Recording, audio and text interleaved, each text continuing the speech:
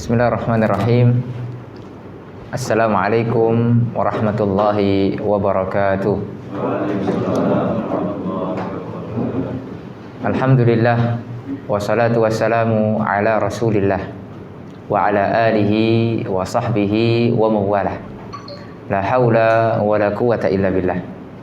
Qala Allah tabaraka wa ta'ala, ya ayyuhalladzina amanu taqullaha wa qulu qawlan sadida yuslih lakum a'malakum wa yaghfir lakum dhunubakum wa may yuti'illaha wa rasulahu faqad faza fawzan 'azima.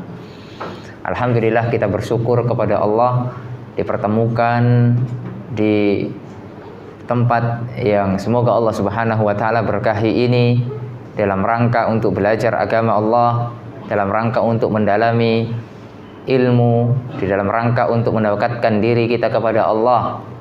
Di sela-sela kesibukan kita bisa menyempatkan diri untuk duduk di majelis ilmu. Ini adalah kenikmatan yang besar yang tidak dimiliki oleh semua orang. Ketika langkah kita dimudahkan oleh Allah Subhanahu wa taala untuk belajar agama Allah, ini adalah kenikmatan yang sangat besar. Nabi Muhammad SAW mengatakan, man yuridillahu bihi khairan yufaqihu fiddin. Barang siapa yang dikehendaki pada dirinya kebaikan oleh Allah, pasti orang-orang tersebut akan dimudahkan jalan dia untuk belajar agama. Bukan orang-orang yang jauh dari agama Allah. Buat apa kita memiliki pekerjaan yang nyaman, mapan, akan tetapi diri kita jauh dari Allah? Tidak ada gunanya. Hakikat kita diciptakan di dunia ini bukan untuk kerja, akan tetapi untuk beribadah kepada Allah. Jika kita sudah tahu bahwasanya kita diciptakan oleh Allah ini untuk beribadah, tentunya kita akan meniatkan bahwasanya pekerjaan saya ini di dalam rangka untuk merealisasikan ibadah kita kepada Allah. Jadi kerja kita ini bernilai ibadah, bukan hanya sekedar mencari nafkah, habis itu pulang, tidak ada nilai-nilai Islami yang kita dapatkan. Hanya capek, hanya letih, hanya lelah, itu saja yang kita dapatkan. Oleh karenanya, ketika sudah diberikan fasilitas ya berupa kajian-kajian ilmu, ini luar biasa. Ini adalah kenikmatan, dan ini tidak semua tempat demikian. Ya, ini yang harus kita syukuri. Ini yang harus kita jaga, nikmat dari Allah Subhanahu wa taala. Dan insya Allah kita akan membahas suatu tema, ya. Apa judulnya? Apa judulnya kemarin? Apa? Bahaya besar riba, masya Allah. Ya, bahaya besar riba. Ini kalau kita sudah membahas tentang masalah dosa ini, kita ngeri-ngeri sedap, ya. Terlebih lagi dosa riba, ya. Apa sih arti dari riba itu? Namanya adalah artinya ziyadah. Riba itu artinya apa? Ziyadah, tambahan. Ya. Dan ini sudah jelas, ya, larangannya di dalam Al-Qur'an. Jadi nas Al-Qur'an mengatakan wa ahallallahu al-bai'a wa harramar riba. Allah menghalalkan jual beli dan Allah Subhanahu wa taala mengharamkan riba. Kalau sesuatu yang haram, ya pasti mudarat. Segala hal yang haram itu pasti mudarat. Makan babi, itu Allah Subhanahu wa taala haramkan bagi umat Islam. Dan kita harus meyakini pada babi itu ada mudarat. Ya. Itu yang harus kita imani. Adapun nanti ada penelitian berikutnya, itu hanya referensi tambahan. Dalam bidang kedokteran berarti babi mengandung ini. Itu sekedar tambahan. Akan tapi yang paling utama adalah keimanan kita Quran. Allah mengatakan ini haram, kita yakin ini haram. Baru nanti kemudian kita mengetahui, oh hikmahnya ini toh. Ya, hikmahnya ini. Ya, karena ini haram berarti ini akan menimbulkan mudarat, akan menyebabkan banyak penyakit dan lain sebagainya.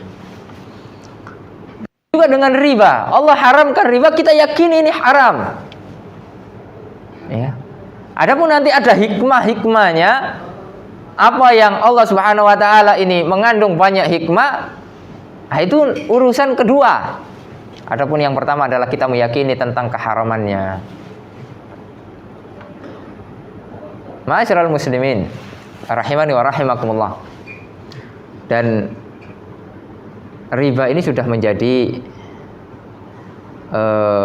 pola kehidupan, ya, bahkan di negara kita, di negara-negara maju di dunia, ya, riba ini sudah menjadi dosa yang besar tapi dianggap kecil, ya, dosa besar tapi dianggap kecil, ya.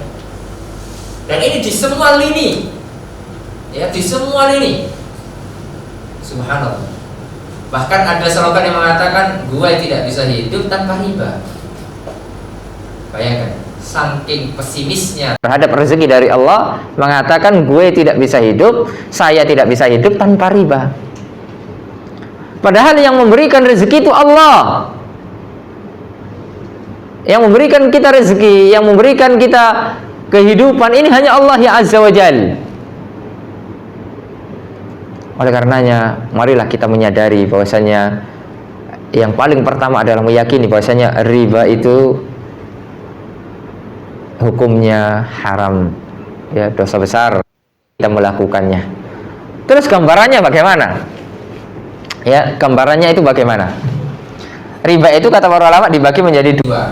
Ya, riba namanya riba fadl dan riba nasi'ah. Ya, riba fadl. Ya, sekarang coba saya kasih contoh biar kita mudah. Ya, saya punya uang. Ya, saya punya uang 10 juta. Saya punya uang 10 juta. Alhamdulillah masih cukup lah untuk kehidupan kita, kebutuhan, ya, 1 bulan ini. Ya. Ada teman kita kesusahan karena mungkin anaknya sakit, untuk beli susu, pokoknya untuk ekonominya, sehingga pinjam ke kita. Alhamdulillah kita punya uang 10 juta. Mungkin itu tidak habis untuk 1 bulan. Saudara kita ini kawan kita minjam, mungkin untuk Tuhan dia pinjam 2 juta. Pinjam 2 juta, tapi uang kita kan masih 8 juta. Jadi kita pinjemi.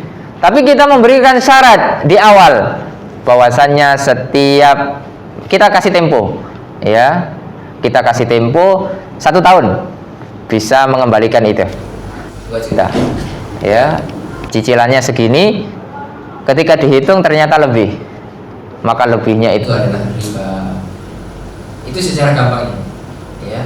Misalnya minjem 2 juta, baliknya 2 juta 100, itu riba, ya, itu riba. Dan riba bukan hanya masalah yang di sini saja, banyak permasalahan yang lain. Misalnya tukar menukar, itu bisa jadi riba.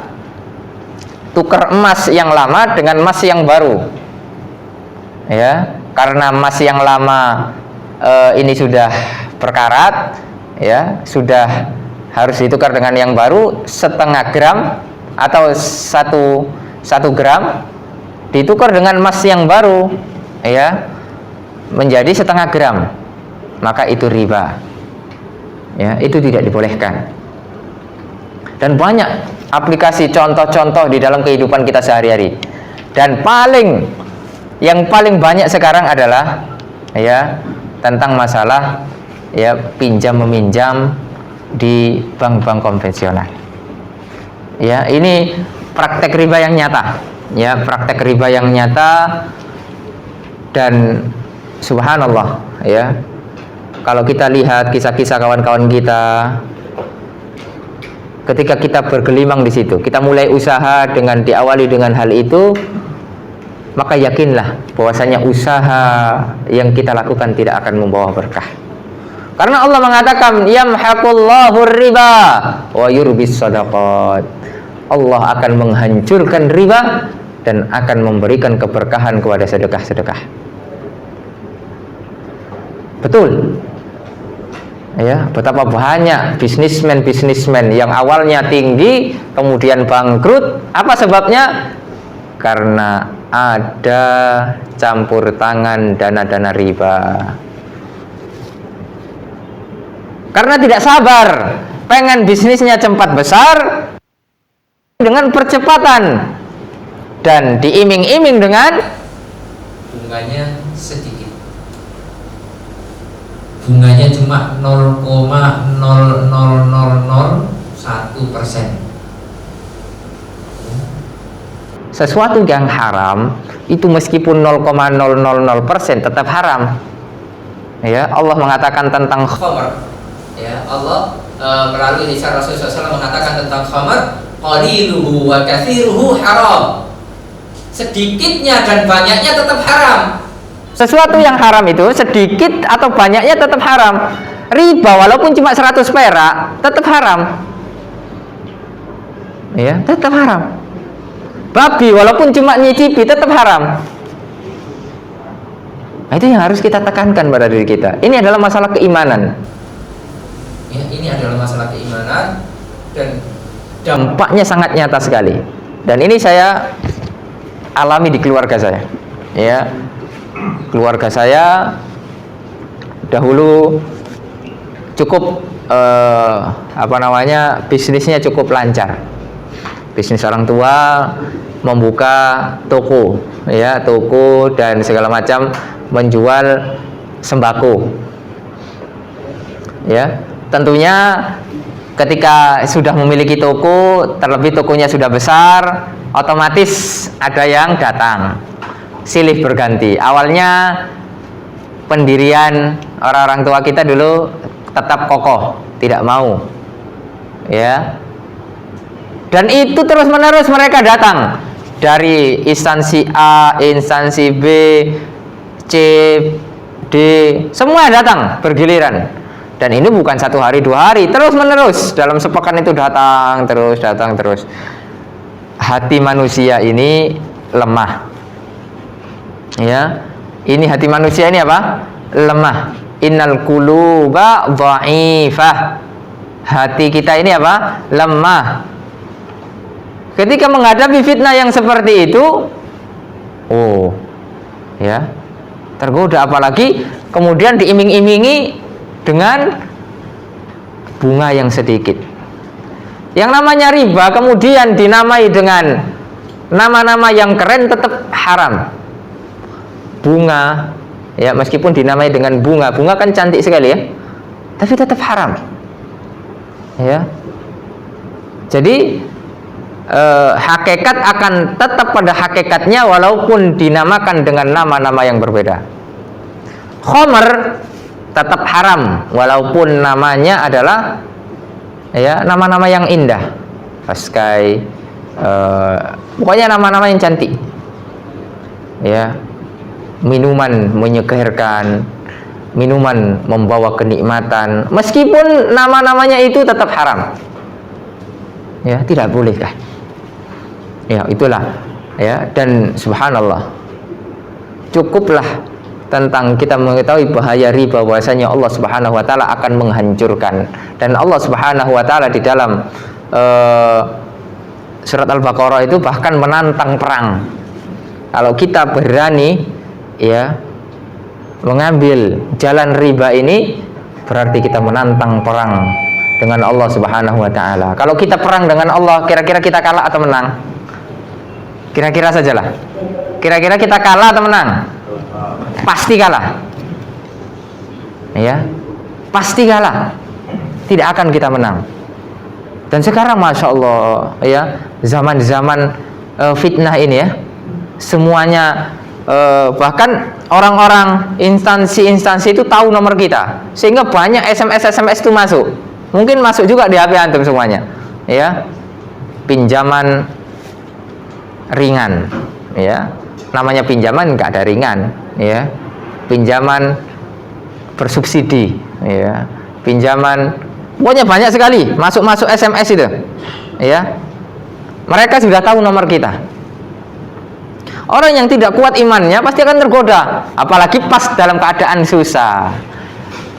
Kalau kita dalam keadaan cukup, mungkin iyalah kita bisa bisa sabar atau bisa tidak termakan dengan gombalan-gombalan mbak-mbak cantik yang menawari kita. Ya, ayolah mas, pinjam saja, bunganya cantik loh, ya seperti saya, misalnya kayak gitu. Jadi bunganya ringan, ya, ayo pinjam saja. Akan tetapi ketika kita saat-saat susah, itu yang diuji keimanan kita. Berani nggak kita mempertahankan keyakinan kita bahwasanya riba itu tidak boleh, ataukah kita nekat? Ya, kita nekat, lalu kemudian kita terjatuh itu. Dan subhanallah, dan itulah keujian iman yang sesungguhnya ketika kita di dalam kondisi terdesak. Kalau dalam kondisi lapang, ya mungkin tidak. Ya, oleh karenanya maka jangan sampai kita jatuh ke dalam lubang-lubang yang sama dengan pendahulu-pendahulu kita, ya, sehingga kita akan terjatuh. Ya, kembali lagi pada kisah itu tadi. Ya, toko mulai besar, datanglah tawaran kanan kiri, ya, depan belakang, pokoknya banyak tawaran. Akhirnya namanya manusia imannya lemah, hatinya lemah, tergoda juga.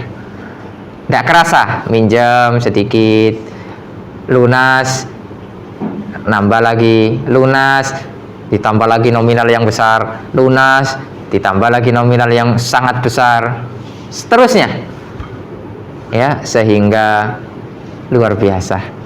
Ya, beberapa waktu kemudian jatuh sakit. Orang tua kita jatuh sakit selama beberapa tahun, sampai semua hartanya yang awalnya itu banyak habis ludes, kosong, nol.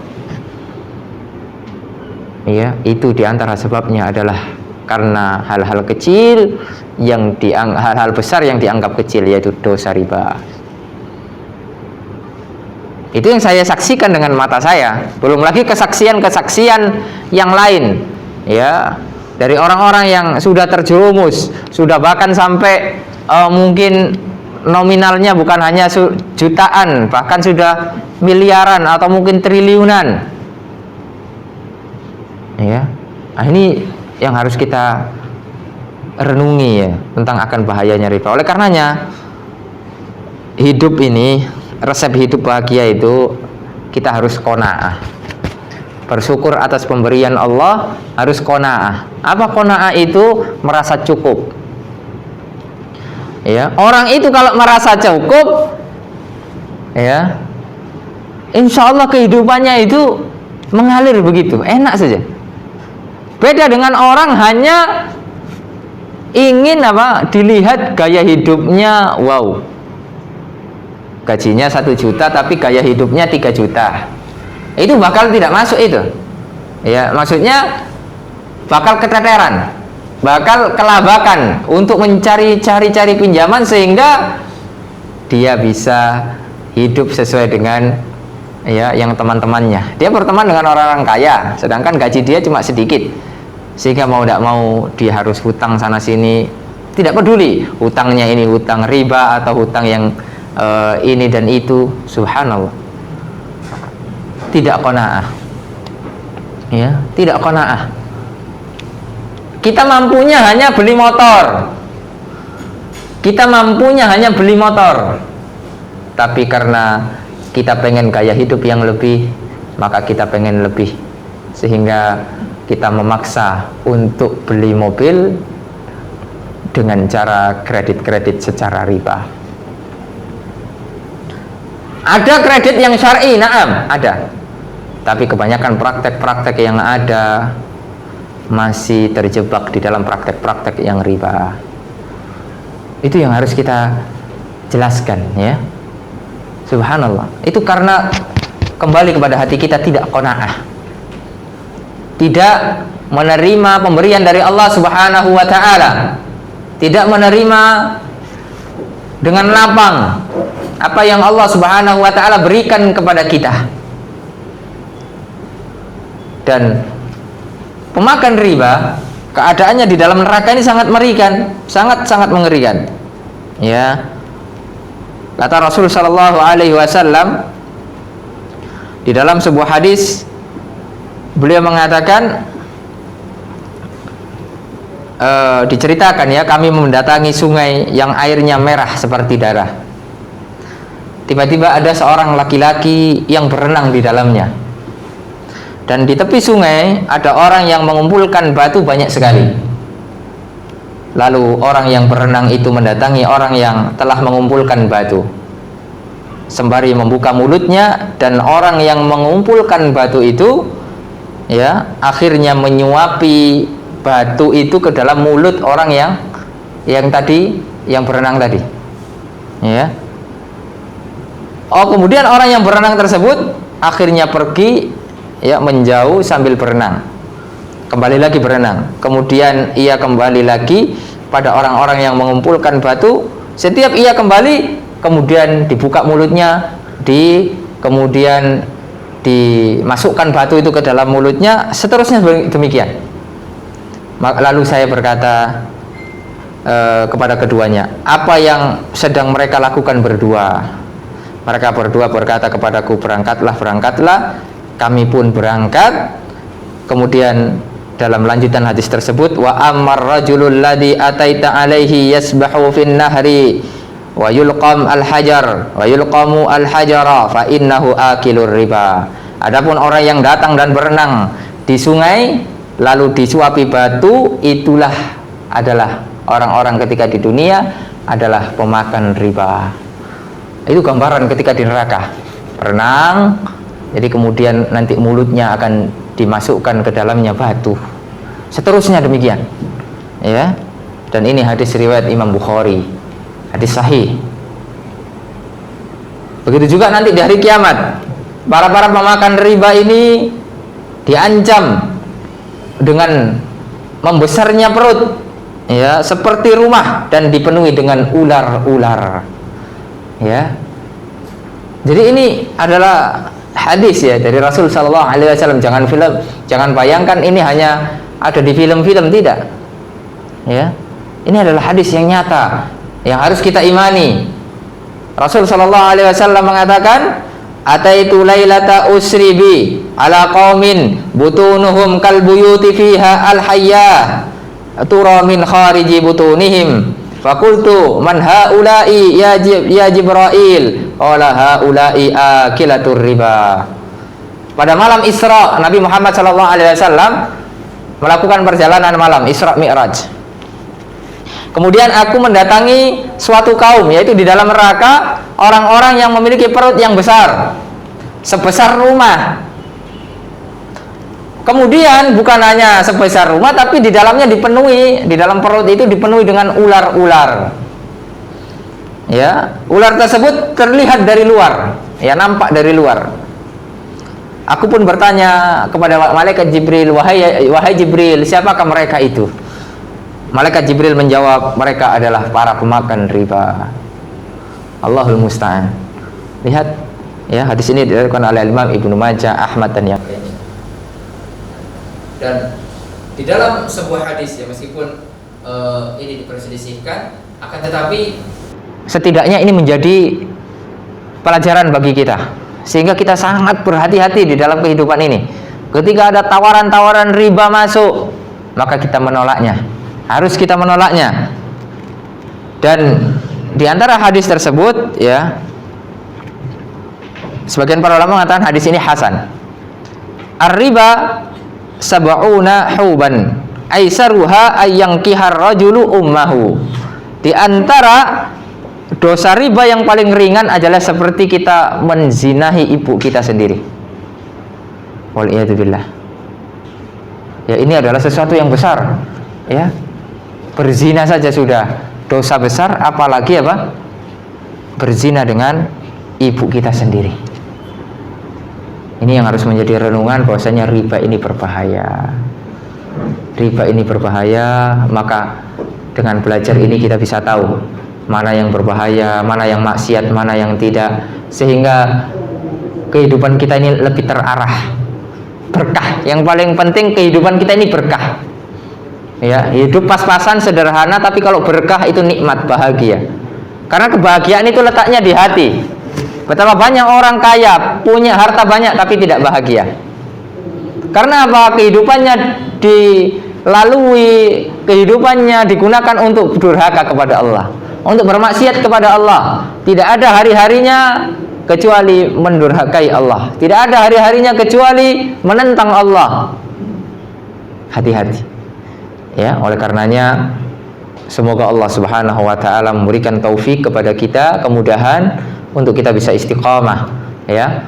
Yang sudah terlanjur maka segera bertobat kepada Allah. Selesaikan, bertobat kepada Allah. Ya, yang belum jangan coba-coba. Karena ini berbahaya.